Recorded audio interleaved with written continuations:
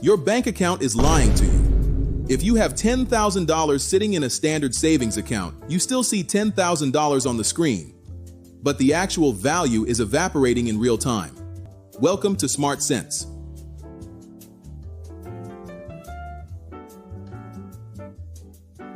To understand why your money is losing power, we have to look past the surface. Most people think inflation is just prices going up, but that's like saying smoke causes fire. In reality, rising prices are just a symptom. True inflation is the dilution of the currency itself. Think of it like a classic car.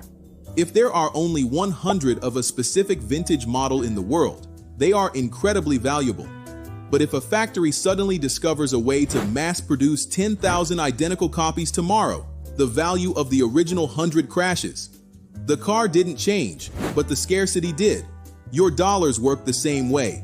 When the central bank expands the money supply, a process known as M2 expansion, they are adding water to the coffee. You still have a full cup, but the caffeine hit, your purchasing power is gone. But here's the part they don't teach you in school, and it's perhaps the most unfair aspect of modern economics: the Cantillon Effect. This theory, named after Richard Cantillon, explains that inflation is not felt equally by everyone at the same time. Imagine a stone dropped into a still pond. The ripples start at the center and move outward. In our economy, the center is the central bank and the massive financial institutions.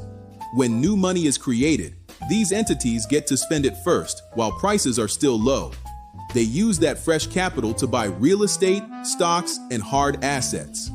By the time that money ripples out to the edges of the pond, to your local grocery store and your paycheck, prices have already risen to account for the new money.